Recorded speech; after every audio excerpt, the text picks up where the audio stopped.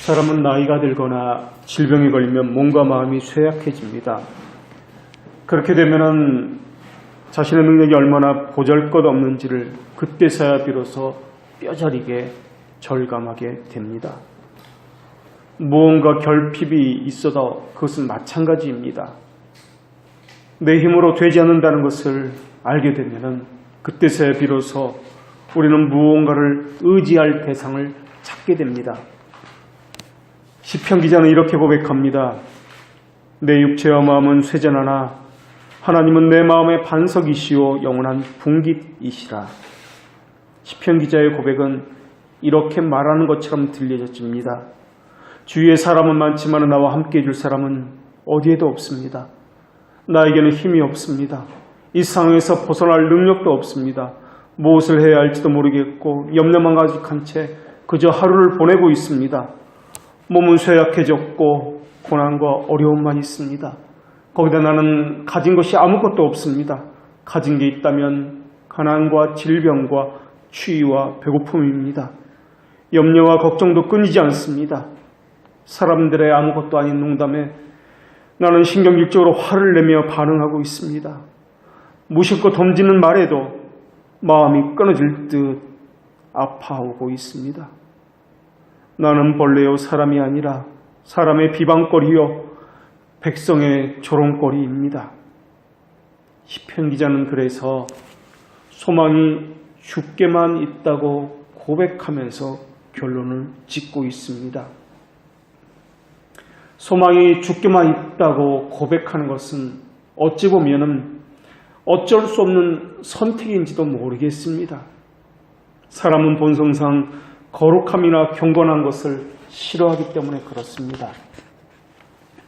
하나님에게만 소망이 있다는 말은 이 땅에는 소망을 찾을 수 없었다는 말이기도 합니다. 또 이 땅에서 소망을 그렇게 찾아보았다는 말이기도 합니다. 실패했고 넘어졌고 찾을 수 없었다는 말입니다. 그 시간 동안, 그 기간 동안 얼마나 눈물을 흘려야 했을까요? 마치 탕자처럼 하나님 앞에 돌아오기까지 그 수많은 세월들을 얼마나 힘겨워했을까요? 시편 기자는 이렇게 주님을 찾습니다. 내 영혼을 지켜 나를 구원하소서.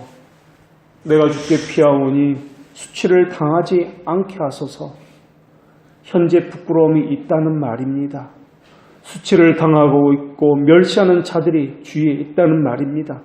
현재 결핍과 부족이 너무나 많다는 말입니다. 그런데도 성경은 이러한 사실을 근거로서 믿음의 정의를 내리고 있습니다. 믿음은 바라는 것들의 실상이요 보지 못하는 것들의 증거니라. 아프고 수치를 받고 부끄러운데 바랄 수 있는 분은 오직 하나님 외에는 없습니다. 성경에서 말씀하고 있는 이 실상이라는 것은 히포스타시스라는 단어인데 일종의 밑받침과 같은 것입니다.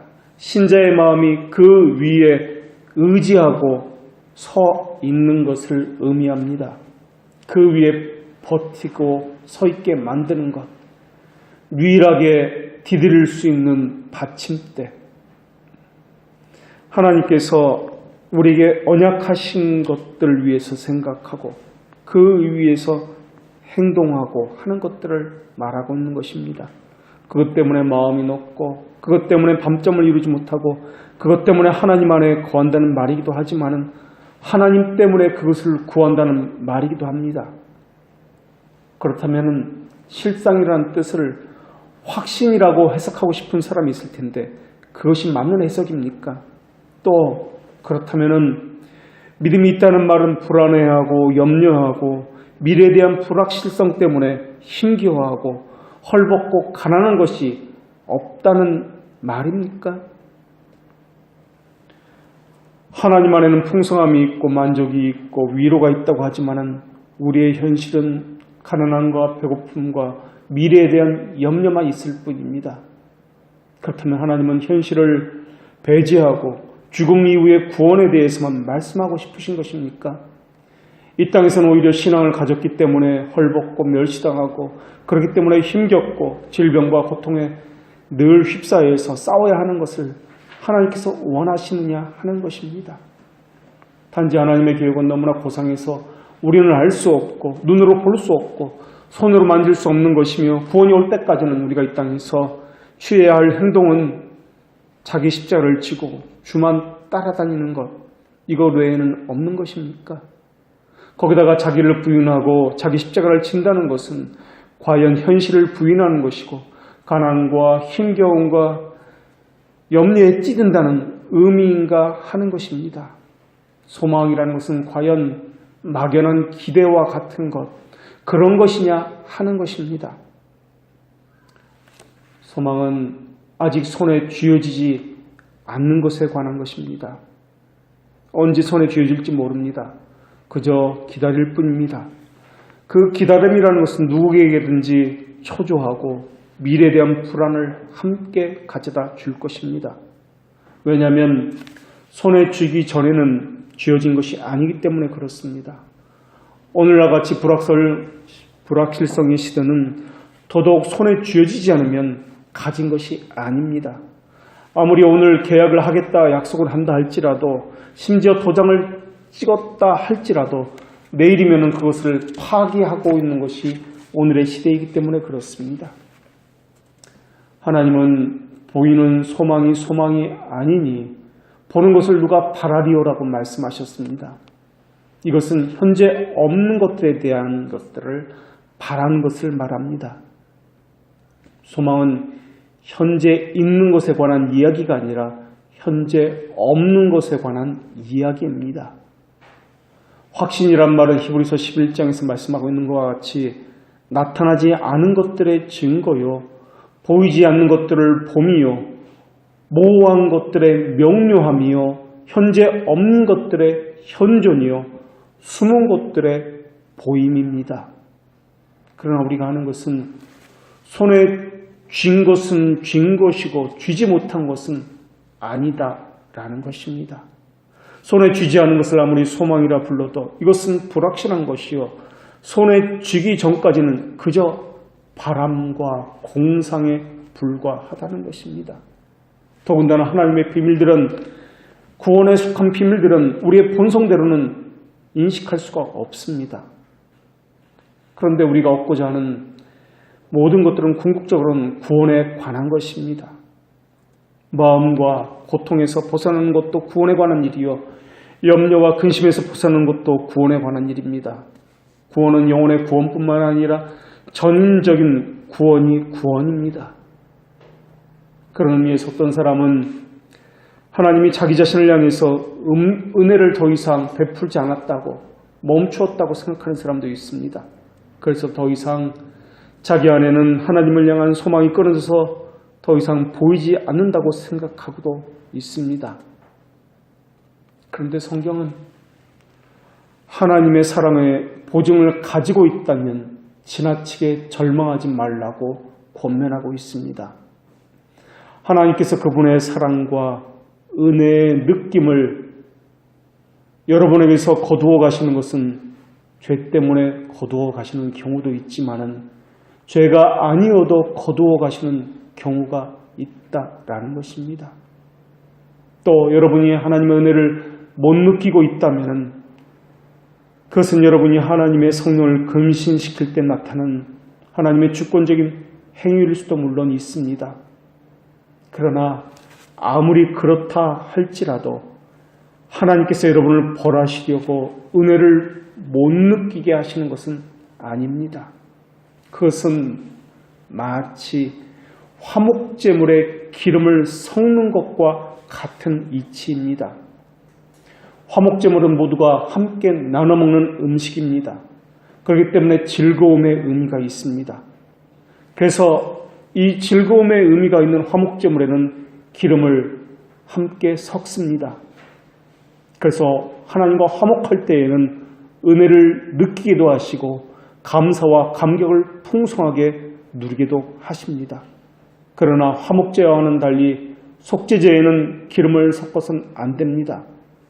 그 이유는 우리의 죄로 고통을 당할 때는 화평도 위로도 없기 때문에 그렇습니다.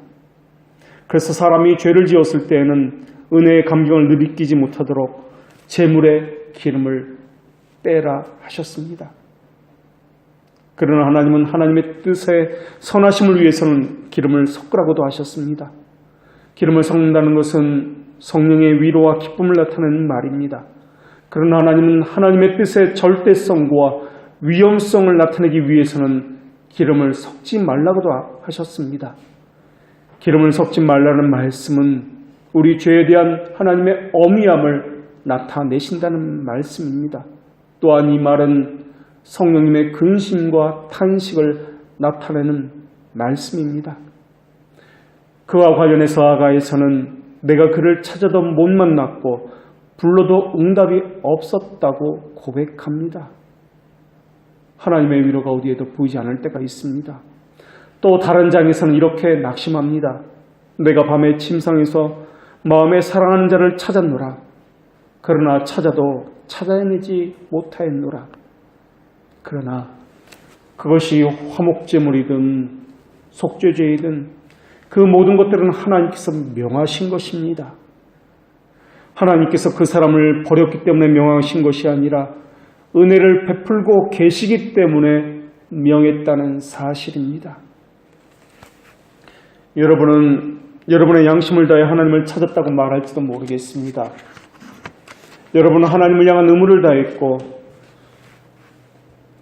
여러분의 마음은 정직하여 바른 길로 걷고자 애썼다고 말할 수도 있습니다.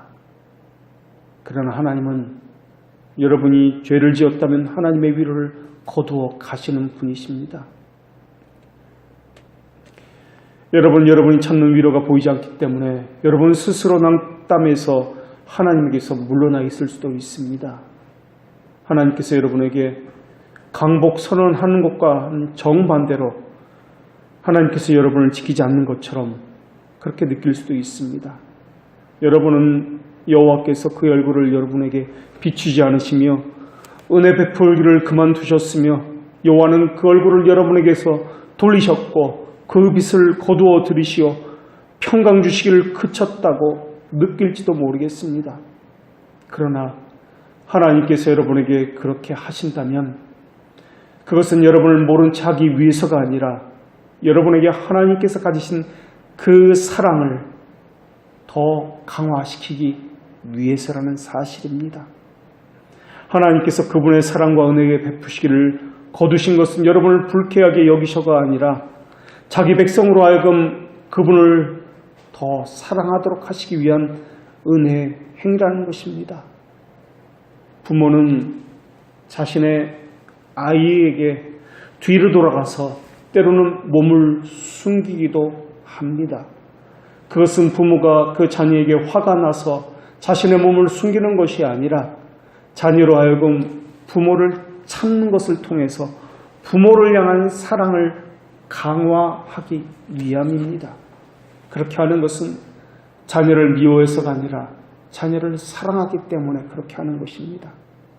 그 사랑은 예수 그리스도를 바라보게 만드는 힘이 되는 것과 마찬가지입니다. 요셉도 그랬습니다.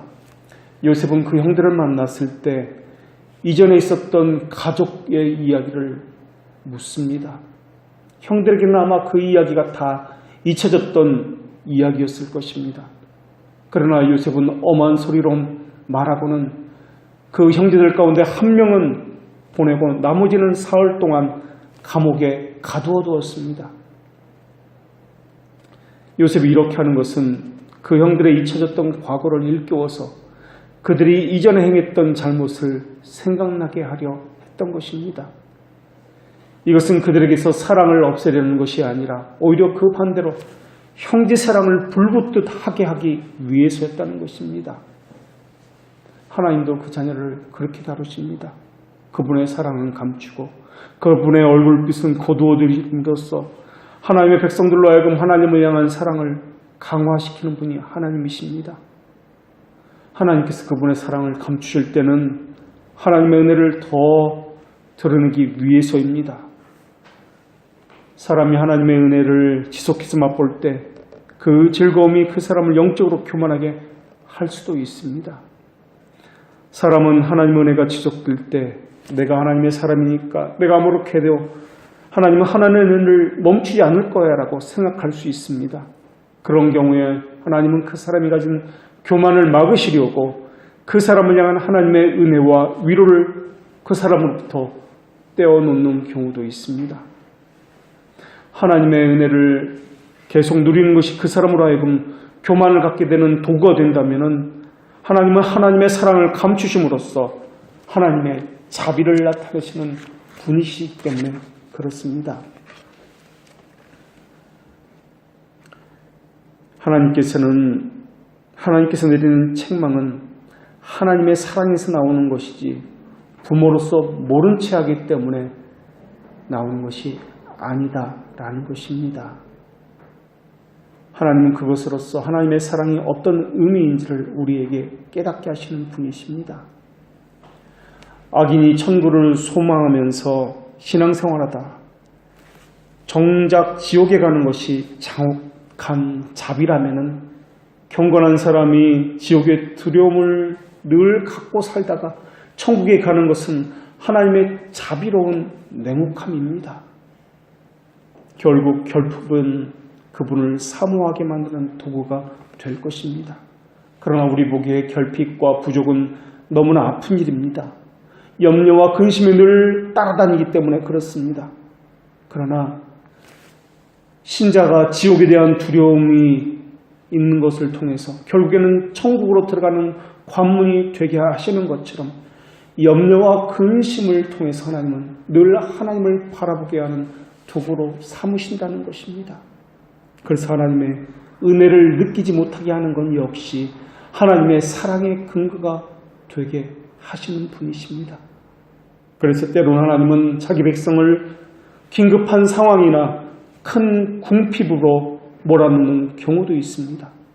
그렇게 하시는 이유는 은혜의 소중함을 깨닫게 하기 위해서이며 하나님의 은혜를 더더욱 사모하게 하기 위해서입니다. 하나님의 자녀가 하나님의 은혜를 못 느낀다고 생각할 때에도, 심지어 하나님은 나를 버렸다라고 생각할 때에도 하나님 품 안에 하늘 기업 무르기의 증서를 가지고 계십니다. 그 언약의 증서가 있기 때문에 아무리 우리 편에서 하나님의 은혜를 느끼지 못한다 할지라도 거짓이 없는 하나님은 하나님이 가지신 그 증서 때문에 하나님의 기업을 받을 권리의 증거를 우리에게 주셔야만 하십니다. 하나님이 하갈의 눈을 밝혔을 때 그 옆에 있는 샘물을 볼 수 있었던 것과 마찬가지입니다. 여전히 우리 옆에는 샘물이 있습니다. 단지 우리는 그것을 보지 못하고 있을 뿐입니다. 요셉의 형제도 마찬가지였습니다. 그들은 요셉에게 받은 많은 사랑의 증거를 짊어지고 있었습니다. 수많은 보물을 어깨에 짊어지고 있었지만 그들은 떠날 때에도 몰랐고 한참 길을 가고 있을 때에도 자신이 보물을 가지고 있었다는 사실을 몰랐습니다. 그리고 자신에게 보물을 주어진 사람이 자신의 형제라는 사실도 그들은 까마득하게 모르고 있었습니다. 사람들은 하나님의 변하지 않는 영원한 사랑의 징표를 가지고 있으면서도 그것을 자신이 가지고 있는지 잘 알지 못하는 요셉의 형제들처럼 그렇게 가지지 않은 것처럼 그렇게 생각하고 있습니다. 하나님은 그와 같은 이들에게 이렇게 말씀하셨습니다. 그러므로 너희가 이제 여러 가지 시험으로 말미암아 잠깐 근심하게 되지 않을 수 없으나 오히려 크게 기뻐하는도다. 하나님께서 필요하다고 여기신다면 여러분은 근심하게 될 것입니다.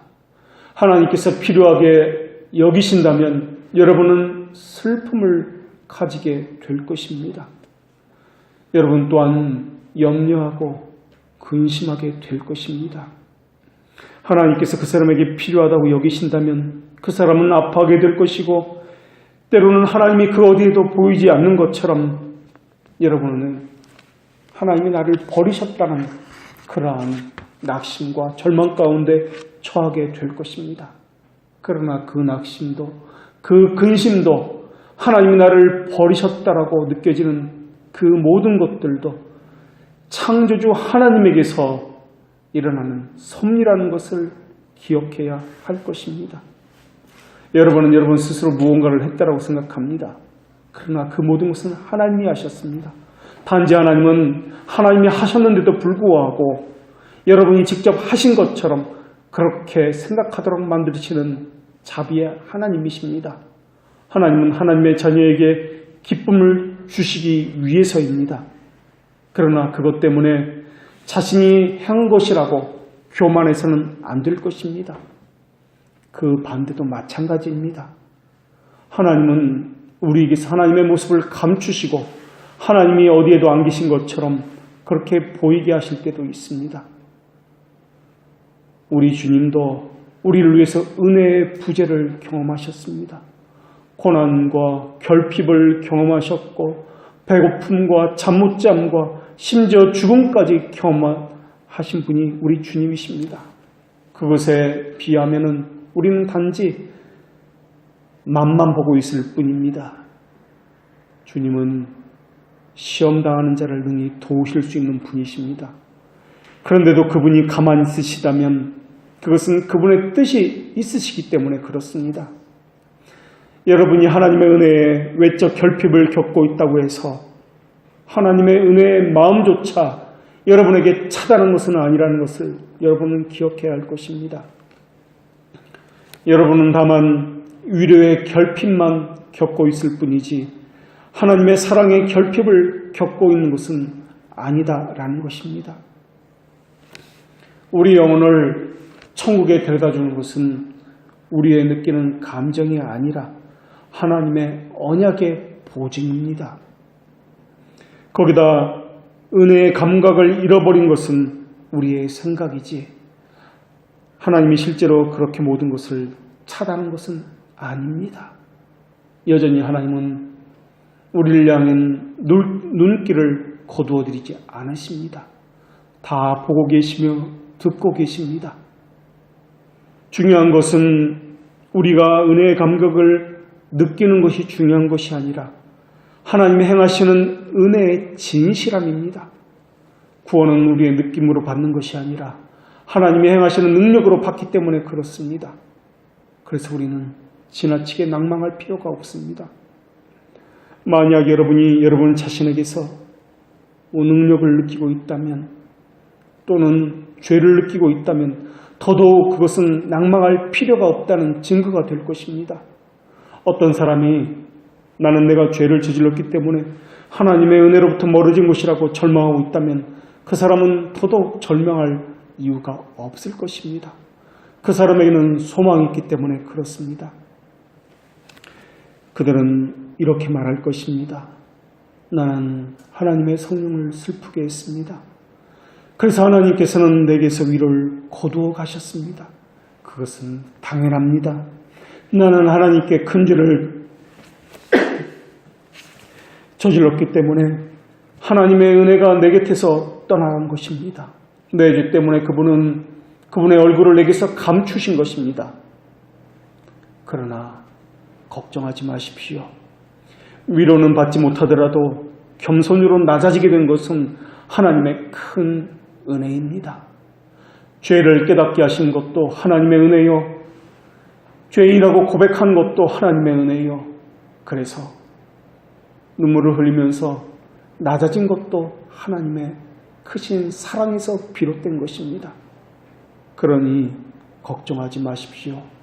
위로를 받지 못하도 겸손으로 낮아지게 한 것은 하나님의 손길이 여전히 우리를 향해서 있다는 증거가 되는 것입니다. 더군다나 겸손이라는 것은 영혼 구원의 첫째가는 것이요 은혜의 뿌리이기 때문에 그렇습니다. 하나님의 백성들은 죄에 대한 결핍보다는 위로에 대한 결핍을 택하는 것이 훨씬 옳은 일이기 때문에 그렇습니다. 주님은 방탕의 옷을 입기보다는 경건한 슬픔의 옷을 입는 것을 더 기뻐하시는 분이십니다. 우리 주님도 겸손의 옷을 입으셨고 그 옷으로 우리를 구원하셨습니다. 자신의 죄에 대해서 괴로워하고 있다면 겟세마네 동산에서 빗방울을 떨어뜨리면서 기도하시는 우리 주님을 생각해 보십시오. 그분은 이 세상에 계실 때 그 누구보다도 무능력감을 느끼신 분이십니다. 그런데도 그분은 십자가에서 우리 죄를 위해서 피를 흘리셨을 뿐만 아니라 절망하는 강도에게 따뜻한 얼굴로서 위로하셨던 분이십니다. 눈물로써, 절망의 아픔으로써 여러분이 여러분의 눈을 하나님께 보이신다면 여러분은 하나님의 은혜를 입은 자입니다. 절망해 본 사람은 절망하는 또 다른 사람을 위로할 수 있기 때문에 그렇습니다. 무능력함으로 어떤 것도 할 수 없다는 것을 깨달았던 사람은 다른 무능력감을 느끼는 사람을 위로해 줄 수 있기 때문에 그렇습니다. 바로 그분이 우리 주님이십니다. 그분이 무능력하다고 고백하는 여러분을 위로하실 것이기 때문에 그렇습니다. 위로의 성령이 우리에게 부어졌다는 것이 무엇인지 모르는 사람이 있다면 죄로 인해 슬퍼하는 여러분의 마음을 들여다보십시오. 거기에는 성령께서 주신 믿음도 함께 들어있을 것입니다. 그 믿음은 하나님을 향해서 신음을 토해내게 되어 있습니다. 그 마음 안에 가득 찬 믿음은 하나님을 향해서 저절로 기도를 토해내게 되어 있습니다. 그것이 우리 안에서 믿음이 하는 일입니다. 기도는 억지로 되어지는 것이 아니라, 짜내어지는 것이 아니라, 부추겨서 되는 것이 아니라 우리 안에 심겨진 성령님께서 말할 수 없는 탄식으로서 우리 안에서 토해져 나오는 것입니다. 하나님을 경외하는 자들을 위해서 하나님께서 우리에게 베푸신 풍성한 은혜입니다. 그 은혜를 알게 되면은 우리는 하나님의 사랑에 대해서 큰 감동을 받지 않을 수 없습니다. 하나님 우리를 어떻게 사랑하시는지 알게 된다면은 그 사람은 그 행복감에 압도되어서 끌려가게 되어 있습니다. 그 감정은 하늘에까지 들려지게 될 것이고 숨겨진 하나님의 보고와 하나님의 나라의 가장 신성한 경내에 들어가게 되어 있습니다. 그곳에는 불결한 마음이 들어갈 수 없으며 더럽혀진 손은 또한 그곳에는 거할 수 없는 곳입니다. 그러나 어떤 사람들은 우리가 먼저 하나님을 사랑해야 한다고 말하고 있습니다. 그러면서 사랑이 믿음과 소망보다 먼저 있었다고 가르치고 있습니다. 그러나 하나님은 우리가 하나님을 사랑한 것이 아니요 하나님이 우리를 사랑했다라고 말씀하고 계십니다. 하나님의 사랑을 우리 안에 부어주신 분이 하나님이십니다. 그래서 하나님의 은혜는 우리의 겸손과 연결되어 있고 우리의 믿음과도 연결되어 있습니다. 믿음은 홀로 있는 것이 아니라 구원에 대한 소망을 동반자로 함께 가지고 있습니다. 믿음은 그 자체 내에서 소망을 일으키며 생산하기 때문에 그렇습니다. 믿음을 제거한다면 소망도 없을 것입니다. 믿음에서 이 소망을 제거한다면 아무리 운명적으로 아름다운 말들을 토해내면서 믿음을 논한다 할지라도 믿음이 없다는 판단을 받아야 할 것입니다. 하나님의 은혜의 진실성을 확신하는 것이 믿음입니다. 여호수아를 따르던 이스라엘 백성들에게 하나님은 이해할 수 없는 말씀을 하셨습니다.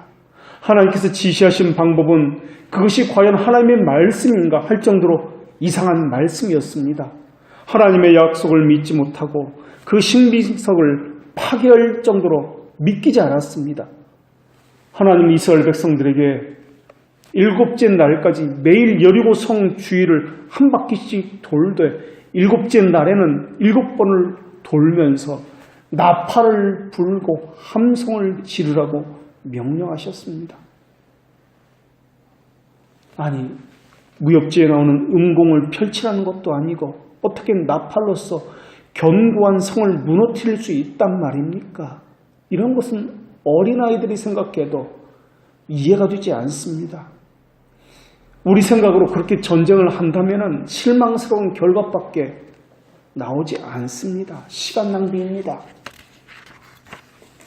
그렇게까지 지금까지 전쟁을 한 적이 없다라고 이야기했을 것입니다. 그러다가 적이 총칼을 들고 쳐들어오면 우리는 다 죽을 것이라고 이야기했을지도 모르겠습니다. 전쟁을 하려면 군사들이 있어야 되고 좋은 무기가 있어야 되고 좋은 전략이 있어야 된다라고 그렇게 생각했을지도 모르겠습니다. 목숨을 걸고 장난하는 것도 아니고 어쩌면 헛웃음을 쳤을지도 모르겠습니다. 더군다나 여리고 성은 산 꼭대기에 세워진 성입니다. 절대 무너지지 않는 난공불락의 성입니다. 화포와 대포를 가지고도 무너지지 않는 성이 여리고 성입니다. 거기다가 성벽에 너무나 두꺼워서 그 성벽 위에 집을 지을 수 있을 만큼 두터운 성벽을 자랑했던 것이 여리고 성입니다. 그런데 이스라엘 백성들은 자신의 이성을 버려야만 했습니다. 시간 낭비처럼 보였는데 어리석은 일처럼 보인다 할지라도 무조건적으로 하나님의 말씀을 따라야만 했습니다. 어떻게 하면 성을 함락할 수 있을지 조심스럽게 따져보고 주도 면밀하게 살피고 그러한 것보다도 잠시 어리석어 보이는 일을 하는 것이 오히려 그들에게 유익했기 때문에 그렇습니다. 왜냐하면 인간의 계획은 어떤 면에서는 하나님의 전능하신 능력에 걸림돌이 되기 때문에 그렇습니다. 성의 주민이 갑자기 반격하면 이스라엘 백성은 반격을 격퇴할 수 있는 장비가 하나도 없습니다. 총칼로 무장한 것이 아니기 때문에 그렇습니다. 전열을 가다물 수 있는 전략도 없습니다. 뿔뿔이 흩어져 패배할 수밖에 없는 것이 이스라엘 백성입니다. 그러나 그 어떤 문제에 있어서도 어떤 근심이든지 그들은 하나님께 맡기기로 작정을 했습니다. 하나님의 섭리에 의존하는 것은 우리 보기에는 너무나 미련한 일입니다. 그러나 그것은 미련하지만 소망에 관한 것이요 하나님의 지혜에 관한 것입니다. 우리가 이 문제에 대해서 이렇게 한번 생각해 봅시다. 모든 이스라엘 백성들이 하나님의 말씀에 대해서 모두 믿었을까요? 나팔을 불면서 여리고성을 돌라고 했을 때 어쩌면 그들 가운데 상당수는 정말 이 성이 무너질까라고 염려했을 것입니다. 의심했을 것입니다. 저 두터운 성을 어떻게 점령할 수 있을까? 사람들은 많은 고민을 했을 것입니다.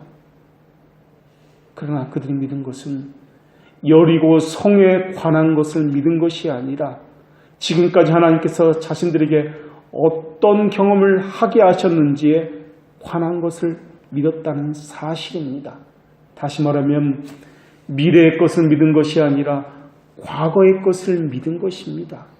애국 군대를 물리치고 광야에서 놀라운 이적을 경험한 이스라엘 백성들입니다. 하나님께서 이 정도 성쯤은 아무것도 아닐 것이라고 생각했을 것입니다. 자신이 체험한 하나님은 이 정도 성은 아무것도 아닐 것이다 라고 생각했다는 것. 이것이 바로 소망입니다. 소망은 그 일에 대해서 기대하는 것이라기보다는 하나님이 어떤 분인지 그것을 아는 것으로부터 출발합니다. 미래에 대한 믿음이라기보다는 소망은 과거에 대한 믿음에서 출발합니다. 그래서 소망은 과거를 통해서 미래를 보는 것입니다. 그래서 과거에 이렇게 하신 하나님께서 하신 약속이기 때문에 그 약속은 우리의 경험으로 볼지라도 진실하다고 믿는 믿음이 소망입니다. 그래서 믿음은 미래에 관한 것이기보다는 하나님께서 진실하다는 것에 대한 기대로부터 비롯되는 것입니다. 믿음은 하나님이 진실하다고 믿으며 소망은 하나님의 진실성이 밝히 나타나는 때를 기다리는 것을 이야기합니다. 믿음은 하나님을 우리의 아버지라고 믿는 것을 이야기하며 소망은 그분이 우리에게 대해서 항상 아버지가 되시리라는 것을 기대하는 것을 의미합니다. 믿음은 우리가 영생을 받았다고 믿는 것을 의미하며 소망은 영생은 언젠가는 우리에게 나타날 것을 기대하는 것을 의미합니다. 믿음은 소망의 토대요 소망은 믿음에 영향을 주면서 믿음을 견고하게 합니다. 소망은 묵묵히 주를 기다리게 만들며 믿음은 너무 서두르다가 곤두박질하여 떨어지지 않도록 우리를 붙잡아주는 도구입니다. 소망은 믿음에 힘을 주며 하나님의 약속을 의심하는 마음을 견고하게 붙들어주며 믿음은 그 진실성을 의심하지 않도록 만들어줍니다. 소망은 믿음의 생기를 회복시켜 지치지 않게 만들고 믿음은 그 약속의 보증을 갖게 합니다. 소망은 우리가 종착역에 도달할 때까지 우리 안에 있는 믿음을 지탱해 줍니다.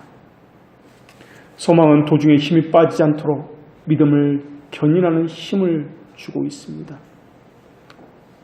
하나님은 하박국 선지자를 통해서 비록 더딜지라도 기다리라고 말씀하셨습니다. 하나님께서 우리가 지치는 것을 허락하실 뿐만 아니라 우리가 절망할 때 분명히 노여움을 보이시기도 하시는 분이십니다. 그래도 이사야 선지자는 야곱의 집에 대하여 얼굴을 가리우시는 여호와를 나는 기다리겠다라고 고백을 했습니다. 그러나 조롱하는 자들이 와서 약속이 어디 있냐고 말을 합니다. 하나님은 얼굴을 가리우셨고 사람들은 조롱합니다. 이보다 힘겨운 일이 어디에 있단 말입니까? 그래서 성경은 믿음과 소망을 서로 바꾸어 사용하기도 합니다. 그런데 소망을 말할 때 내가 기대한다, 내가 소망한다, 사람 편에 무게를 두고 말하는 것은 잘못된 생각입니다. 내가 소망한다는 말은 하나님께서 나로 하여금 믿음을 심어주셔서 소망하게 만드신다라고 바꾸어서 말해야 할 것입니다. 그래서 그 사람이 그리스도이냐 아니냐 하는 것은 과거의 체험적 신앙이 있느냐 아니냐로 물을 수 있습니다. 믿음의 체험이라는 것은 하나님의 아버지 되심을 얼마나 경험하여 알고 있느냐 하는 것을 묻고 있는 것입니다. 하나님은 하나님의 백성에게 하나님의 자비하심에 대해서 알려주시는 분이십니다. 그리고 그 사람으로 하여금 한 번, 두 번, 세 번 하나님의 아버지 되심에 대해서 부인할 수 없는 지경에까지 도달하게 만드시는 분이 하나님이십니다. 변화된 삶도 좋고 정통성을 가진 교회도 출석하는 것도 좋습니다. 그 사람이 바르게 사는지 삶도 좋고 교리를 얼마나 알고 있는지 하는 것도 좋습니다.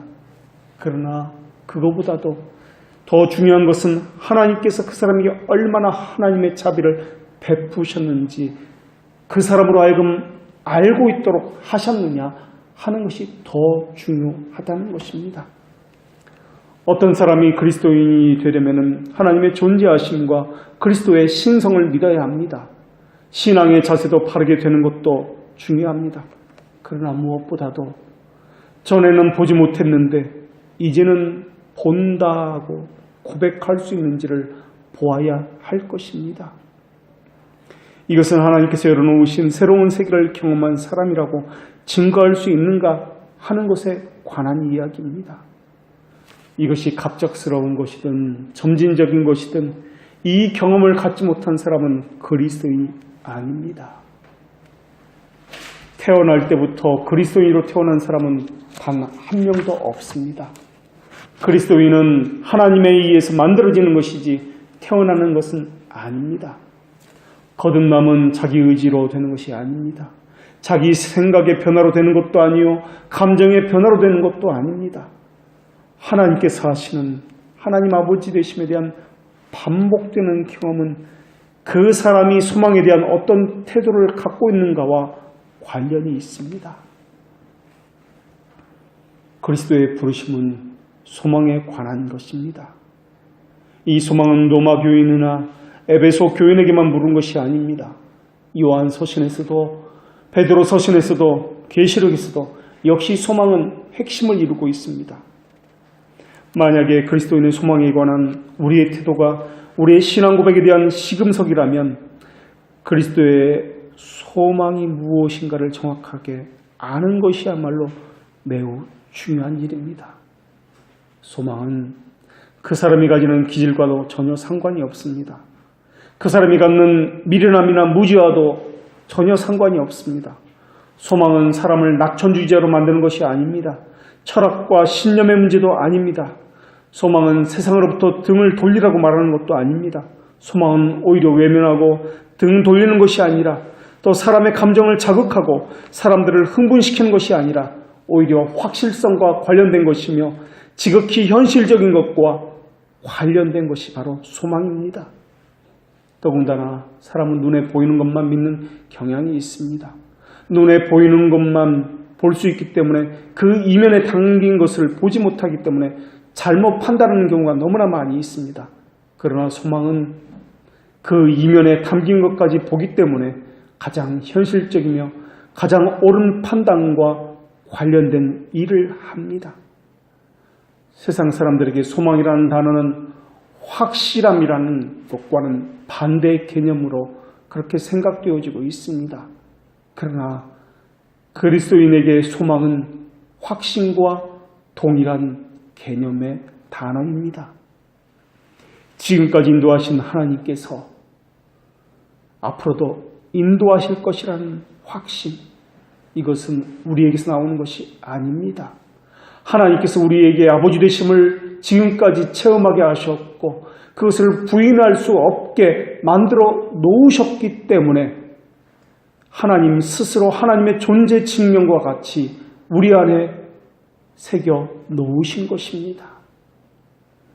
그래서 하나님은 성도들에게 소망의 풍성함을 끝까지 붙잡으라고 말씀하셨습니다. 이것은 막연한 기대가 아니라 지금까지 하나님께서 우리 안에서 무엇을 행하셨는지를 보라는 말씀을 통해서 확증하고 계십니다. 물론 구원은 미래에 속한 것입니다. 그러나 이것은 미련한 것이 아니라 확실함에 속한 것입니다. 이 소망을 떠나서는 이 세상에서는 더 이상 위로와 위안을 얻을 수 없을 것입니다. 물론 소망이 더디게 된다면 마음을 상하게 한다는 잠언 기자의 고백도 있습니다. 그러나 하나님에 대해서 체험케 하심으로부터 나온 소망이 없다면 사람들은 다 하나님을 떠나서 배교했을 것입니다. 그러나 하나님은 지금까지 우리 안에서 하나님께서 아버지 되심을 체험케 하도록 일을 하고 계십니다. 그 일은 이전까지와 마찬가지로 앞으로도 동일할 것입니다. 오히려 하나님의 백성은 더 견고한 믿음으로 하나님께서 붙드실 것입니다. 사업의 실패를 직면하게 될 때, 병으로 드러눕게 될 때, 일들이 잘못되어 갈 때 무엇을 의지할지를 하나님께서는 그 사건들을 통해서 더더욱 우리에게 알려주시는 분이시기 때문에 그렇습니다. 여러분들이 죽음과 맞닥뜨려질 때 무엇을 의지해야 할지도 하나님은 우리에게 알려주시는 분이십니다. 여러분이 원하는 일들이 실패하게 될 때 하나님은 우리에게 무엇을 원하시는지도 깨닫게 하시는 분이십니다. 어떤 사람들은 이렇게 질문할지도 모르겠습니다. 제가 어떻게 이 소망을 확신할 수 있단 말입니까? 히브리 기자는 소망을 확신하길 원한다면 자기 자신의 과거를 돌아보라고 말씀합니다. 하나님은 바랄 수 없는 중에도 바랐던 아브라함의 이야기를 우리에게 들려주셨습니다.